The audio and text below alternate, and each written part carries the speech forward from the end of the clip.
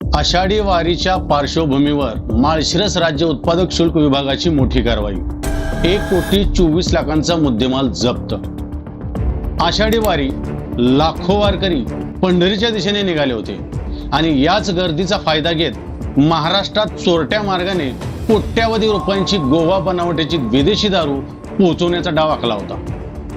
पण या डावाची कुणालाच कल्पना नव्हती। राज्य उत्पादक शुल्क विभाग आधीपासूनच या टोळीवर नजर ठेवून होता। गुप्त माहिती मिळाली, सापळा रचला गेला आणि क्षणात 14 टायरी ट्रक अधिकाऱ्यांनी घेरला। ट्रकची तपासणी सुरू झाली आणि आतलं दृश्य पाहून अधिकाऱ्यांनाही धक्का बसला।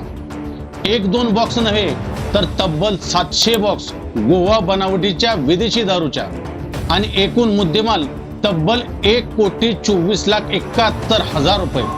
नेमकी ही कारवाई कुठे झाली, ट्रकमध्ये काय काय सापडलं आणि अधिकाऱ्यांनी हा संपूर्ण डाव कसा उधळून लावला, पहा टाइम्स 9 मराठीचा हा स्पेशल रिपोर्ट। नमस्कार, मी नौशाद मोलानी आणि तुम्ही पाहत आहात टाइम्स 9 मराठी। आषाढी वारीच्या पार्श्वभूमीवर राज्यात अवैध दारूची वाहतूक रोखण्यासाठी राज्य उत्पादन शुल्क विभागाने विशेष मोहीम सुरू केली होती। कारण वारीच्या काळी मोठ्या प्रमाणात गर्दीचा फायदा घेऊन अवैध दारू महाराष्ट्रात आणण्याचे प्रयत्न होत असल्याची माहिती विभागाकडे होती। अशातच माळशिरस विभागाला एक महत्त्वाची गुप्त माहिती मिळाली। गोवा राज्यातून महाराष्ट्रात मोठ्या प्रमाणावर विदेशी मद्य चोरट्या मार्गाने आणल्या जात असल्याची माहिती अधिकाऱ्यांना मिळाली होती।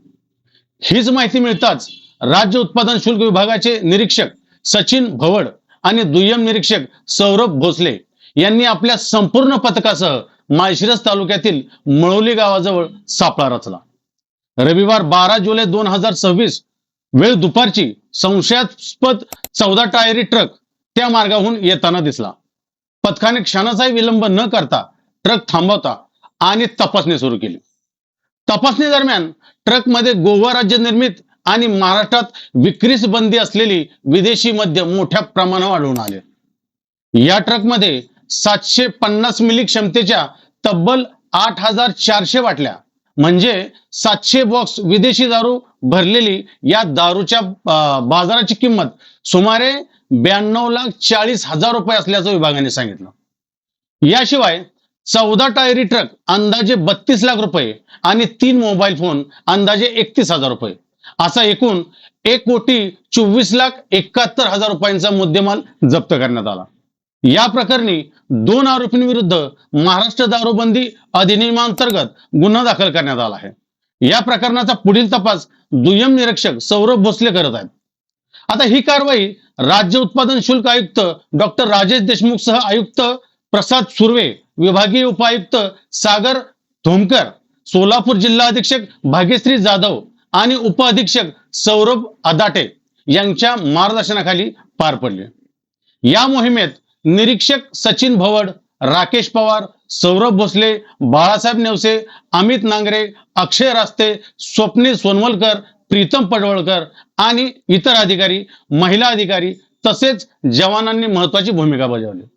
दरम्यान सोलापूर जिल्हा अधीक्षक भाग्यश्री जाधव यांनी जनतेलाही महत्वाचं आवाहन केले आहे आणि याच प्रकरणात सोलापूर जिल्हा अधीक्षक भाग्यश्री जाधव मॅडम यांनी दिलेली ही खास मुलाखत। 400 बाटल्या म्हणजे एकूण 700 बॉक्स जप्त करण्यात आले व एकूण मुद्देमालाची किंमत ही 1,25,00,000च्या घरात आहे। ही सोलापूर एक्साईजची आत्तापर्यंतची सर्वात मोठी कामगिरी आहे, जी सौरभ भोसले साहेब दुय्यम निरीक्षक यांची बातमी होती। त्यांची टीम व त्यांच्याबरोबर भरारी पथक 2ची टीम आणि काही अकार्यकारी कारखान्यावरील स्टाफ जो आपण मदतीसाठी घेतला होता, त्या सर्वांचं ह्या कामगिरीसाठी निश्चित मोठे योगदान आहे। निश्चित हा माल हा गोवा व महाराष्ट्र याच्यात जो ड्युटीचा डिफरन्स आहे त्याच्यामुळे असा प्रकार घडत असता। हा गोव्यावरनं धुळे मार्गे जाणार होता, तो पुढे कुठे जात होता का पुढच्या तपासात कळेल, पण साधारणतः गोव्या मार्गे मग तो बाकीच्या जिल्ह्यांमधून सोलापूरमधनं क्रॉस होत होता आणि बाकीच्या पुढील गोष्टी ह्या पुढील तपासात आणि कोणतंही डिपार्टमेंट हे बातम्यांवरच चालत असतं की निश्चित. तर आपला महाराष्ट्र दारूबंदी अधिनियम 1949चं 65, 68, 81, 103 व 108 याच्यातले बरेचसे कलम ही नॉन बेलेबल आहे.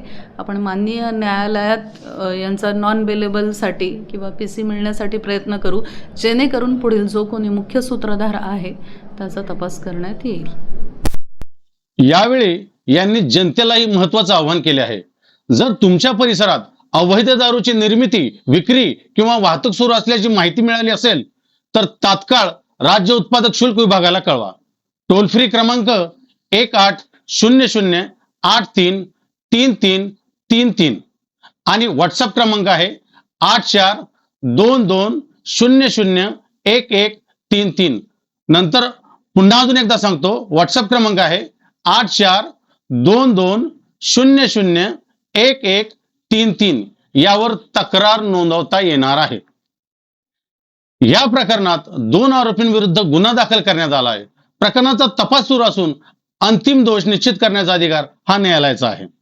या कारवाईबद्दल तुमचं मत काय? आषाढी वारीच्या काळात अशा धडक कारवाया आणखी वाढायला हव्यात का? तुमचं मत कमेंटमध्ये नक्की सांगा. व्हिडिओ आवडला असेल लाईक करा, शेअर करा आणि अशाच वेगवान, विश्वासार्ह आणि सखोल बातम्यांसाठी टाइम्स 9 मराठीला सबस्क्राईब करायला विसरू नका. मी आहे नौशाद मुलानी. भेटूया पुढच्या व्हिडिओमध्ये. जय महाराष्ट्र.